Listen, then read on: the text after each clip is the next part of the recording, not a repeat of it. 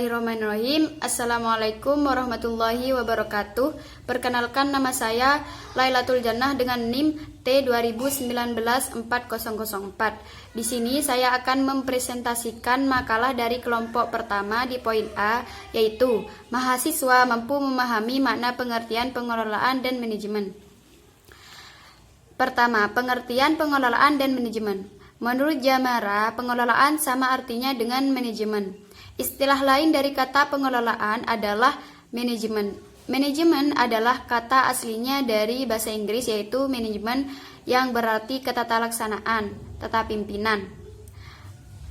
Nah, jadi pengelolaan dan manajemen merupakan satu pengertian. Pengelolaan atau manajemen merupakan serangkaian kegiatan merencanakan, mengorganisasikan, menggerakkan, dan mengembangkan segala upaya dalam mengatur dan mendayagunakan sumber daya manusia. Yang kedua, fungsi dasar pengelolaan. Di sini, Terry membagi 4 fungsi dasar manajemen pengelolaan, yaitu yang pertama, perencanaan. Perencanaan adalah penetapan tindakan untuk mencapai suatu tujuan yang efektif dan efisien. Yang kedua, pengorganisasian. Pengorganisasian adalah seluruh aktivitas manajemen yang diimplementasikan dalam bentuk pembagian tugas, fungsi, wewenang, dan tanggung jawab setiap individu dalam organisasi. Yang ketiga, pengarahan. Pengarahan adalah keinginan untuk membuat orang lain mengikuti keinginannya dengan nada yang bervariasi, mulai dari nada tegas sampai meminta atau bahkan mengancam. Yang keempat, pengawasan.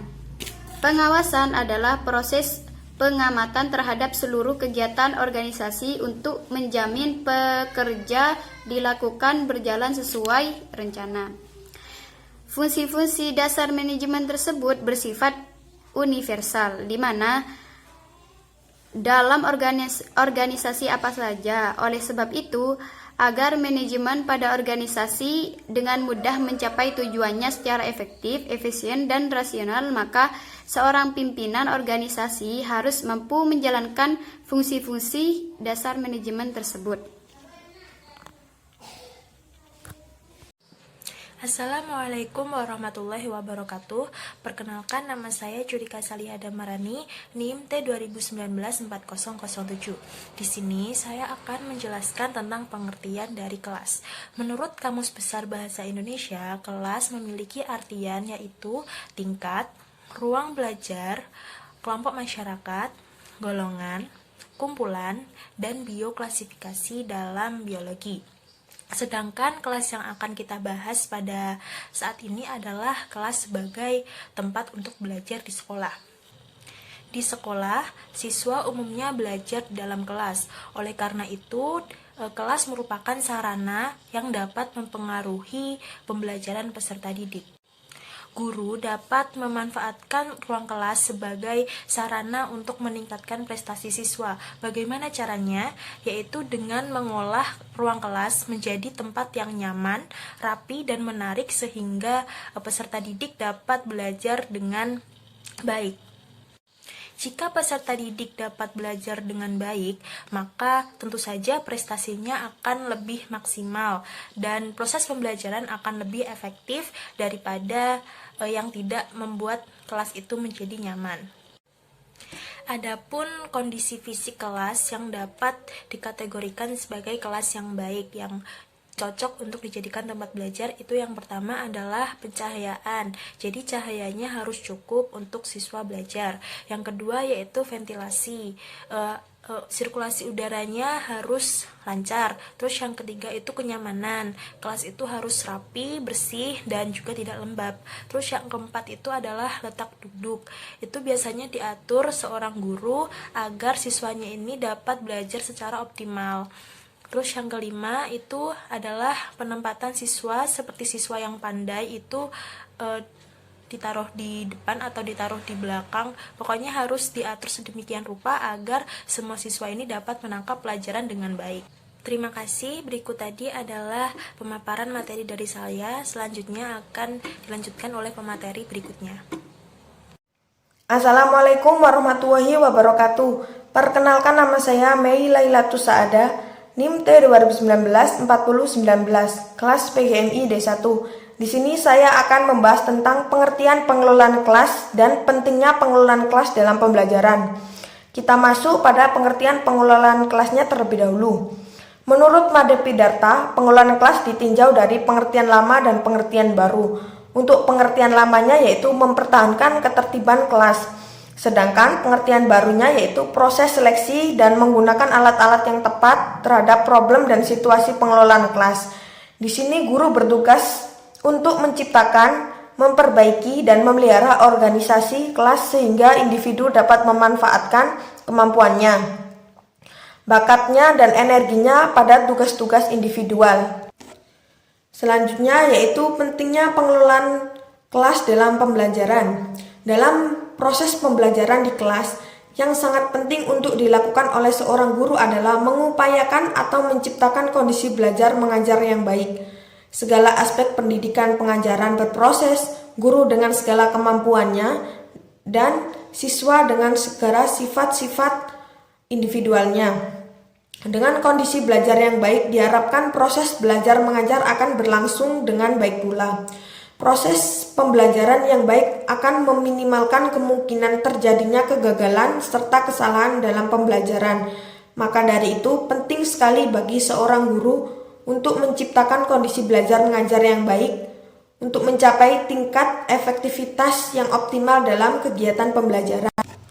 Untuk selanjutnya di sini ada kemampuan pengelolaan kelas. Kemampuan pengelolaan kelas merupakan salah satu faktor yang juga harus dikuasai oleh seorang guru. Di samping faktor-faktor lainnya, kemampuan tersebut yang kemudian disebut dengan kemampuan pengelolaan kelas. Kelas di sini disebut dengan ruang belajar atau lingkungan fisik dan rombongan belajar atau lingkungan emosional yang dikemukakan oleh Purnomo. Lingkungan fisik sendiri di sini terbagi menjadi 5. Yang pertama ada ruangan, yang kedua ada keindahan kelas, yang ketiga ada pengaturan tempat duduk, yang keempat ada pengaturan sarana dan alat pengajaran, dan yang kelima ada ventilasi dan pengaturan cahaya. Sedangkan di sini ada lingkungan sosio-emosional, meliputi tipe kepemimpinan guru, sikap guru, suara guru, dan pembinaan hubungan baik. Di sini kelas bukanlah sekedar ruangan dengan segala isinya yang bersifat statis dan pasif, namun kelas juga merupakan sarana berinteraksi antara siswa dengan siswa dan guru dengan siswa. Ciri utama kelas adalah pada aktivitasnya atau kegiatan pembelajaran yang dinamis perlu adanya suatu aktivitas pengelolaan kelas yang baik dan terencana. Keberhasilan mengajar seorang guru tidak hanya berkaitan langsung dengan proses belajar mengajar. Misalnya, tujuan yang jelas, menguasai materi, pemilihan metode yang tepat, penggunaan sarana dan evaluasi yang tepat. Untuk hal lain yang tidak kalah pentingnya yaitu keberhasilan seorang guru dalam mencegah timbulnya perilaku peserta didik yang menggunakan jalannya, yang menghambat, yang mengganggu jalannya proses pembelajaran.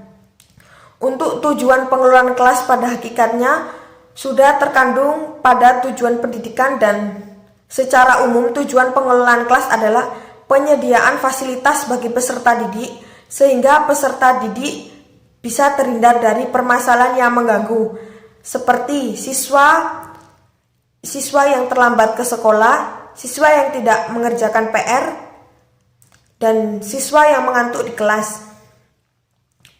Penjelasan di atas dapat disimpulkan bahwa tujuan pengelolaan kelas adalah menyediakan, menciptakan, dan memelihara kondisi yang optimal di dalam kelas sehingga siswa dapat belajar dengan baik.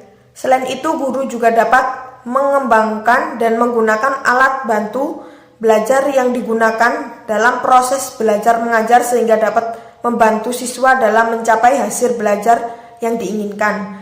Sekian dari penjelasan saya, apabila ada salah kata mohon dimaafkan. Assalamualaikum warahmatullahi wabarakatuh. Selanjutnya saya akan menjelaskan di poin E, yaitu mahasiswa mampu memahami makna tujuan kelas. Pengelolaan kelas yang dilakukan guru bukan hanya tanpa tujuan. Karena ada tujuan, itulah guru selalu berusaha mengelola kelas, walaupun kelelahan fisik maupun pikiran dirasakan. Tujuan pengelolaan kelas pada hakikatnya mengandung tujuan pengajaran, karena pengajaran merupakan salah satu faktor pendukung berhasil tidaknya proses belajar mengajar dalam kelas. Di sini menurut Wijaya dan Rusia, tujuan dari pengelolaan kelas itu antara lain: A. Agar pengajaran dapat dilakukan secara maksimal sehingga tujuan-tujuan pengajaran dapat dicapai secara efektif dan efisien. B. Untuk memberi kemudahan dalam memantau kemajuan siswa dalam pelajarannya. C. Untuk memberi kemudahan dalam mengangkat masalah-masalah penting untuk dibicarakan di kelas untuk perbaikan pengajaran pada masa mendatang. Dari beberapa pengertian tujuan pengelolaan kelas yang saya sebutkan tadi, dapat diambil kesimpulan bahwa tujuan dari pengelolaan kelas adalah menciptakan dan menjaga kondisi kelas agar proses belajar mengajar dapat berlangsung dengan baik. Artinya, upaya yang dilakukan oleh guru agar masing-masing siswa dengan kemampuannya yang heterogen dapat mengikuti materi yang disampaikan oleh guru. Sekian, terima kasih.